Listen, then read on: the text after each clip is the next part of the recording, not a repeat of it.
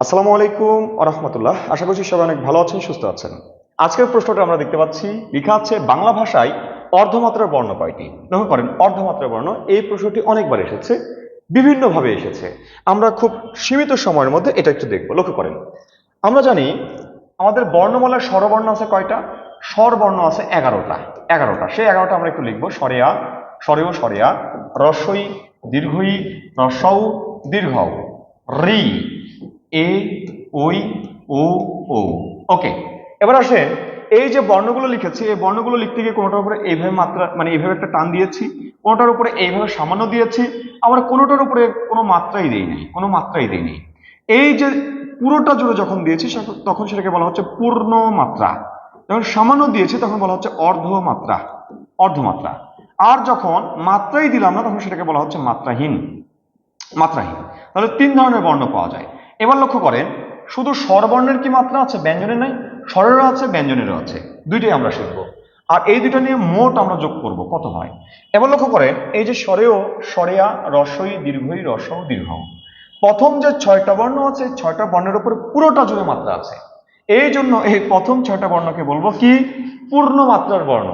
এরপরে লক্ষ্য করেন এই যে 6টার পরে যে রি বর্ণটা আছে, 7 নম্বর বর্ণ রি, এই রি এর সাথে কোনো মাত্রা নেই। বর্ণমালায় আপনি রি এর সাথে কোনো মাত্রা পাবেন না, বা আপনি যখন কম্পিউটার টাইপ করবেন বা মোবাইলে আপনি টাইপ করবেন তখন রি এর সাথে এরকম কোনো মাত্রা পাবেন না, বা বর্ণ পরিচয় আপনি পাবেন না, বা আপনি অভিধানেও পাবেন না। কিন্তু আমাদের নবম দশম শ্রেণীর বইতে বলেছে রি হচ্ছে অর্ধমাত্রা। এই জন্য আমরা অর্ধমাত্রা পড়ছি এবং প্রতিযোগিতামূলক পরীক্ষায় এরকমই আসে। লক্ষ্য করবেন এই যে রি এর কথা বলছি, এই রি কত নম্বর বর্ণ? এই রি হচ্ছে 7 নম্বর বর্ণ, এবং একটাই বর্ণ যেটা অর্ধমাত্রায় আছে, অর্থাৎ একটা। এরপরে দেখেন বাকি যে শেষে যে 4টা আছে এ, ওই, ও, ও, এই 4টাকে আমরা বলছি কি? এই 4টাকে আমরা বলছি মাত্রাহীন। এই 4টা বর্ণকে আমরা মাত্রাহীন বলছি। এবার আসলে লক্ষ্য করেন আমরা এই স্বরবর্ণগুলো দিয়ে ব্যঞ্জন বর্ণগুলোকে মনে রাখবো। কিভাবে মনে রাখবো? এই যে পূর্ণমাত্রা স্বর কয়টা আছে? 6টা। ব্যঞ্জন কয়টা? ব্যঞ্জনও 6টা লিখবো, কিন্তু 6টা না, তার পূর্বে 2 দেবো, অর্থাৎ 26টা। লক্ষ্য করেন অর্ধমাত্রার বর্ণ কয়টা?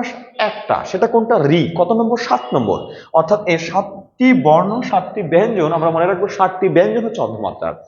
এরপরে আসেন লক্ষ্য করেন মাত্রাহীন স্বর কয়টা? মাত্রাহীন স্বর হচ্ছে 4টা। তাহলে একটা কাজ করব, এই যে এই জায়গাতে পূর্বে 2 বসিয়েছি আর এই জায়গাতে আমরা 4 এর সাথে 2 যোগ করব, তাহলে কয়টা হয়? 4 2 6। এবার আপনি ক্যালকুলেশন করেন, 26 6 32, 7 1 8, আর 4 6 কত? 10। আপনি যোগ বিয়োগ করেন, এখানে হবে কয়টা? এখানে হবে 11, এখানে হবে 39, এখানে হবে মোট 50। 32 8 10 50। তাহলে একটা ব্যাপার আপনি লক্ষ্য করেন, এই যে আপনি স্বরধ্বনির যে 11টা বর্ণ আছে, 11টা বর্ণকে যদি আপনি আত্মস্থ করতে পারেন, মনে রাখতে পারেন, এই 11টা বর্ণ দিয়ে আপনি এই কয়েকটি তথ্য আপনি মনে রাখতে পারবেন।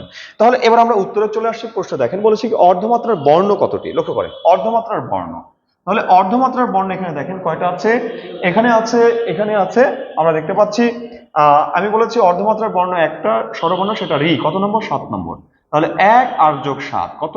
8। তাহলে আমার এখানে উত্তর হবে 8টি, ক। আশা করছি সবাই বুঝেছেন। সবাইকে অসংখ্য ধন্যবাদ। সবাই ভালো থাকবেন, সুস্থ থাকবেন। আজকে এই পর্যন্ত। আল্লাহ হাফেজ। আসসালামু আলাইকুম ওয়া রাহমাতুল্লাহ।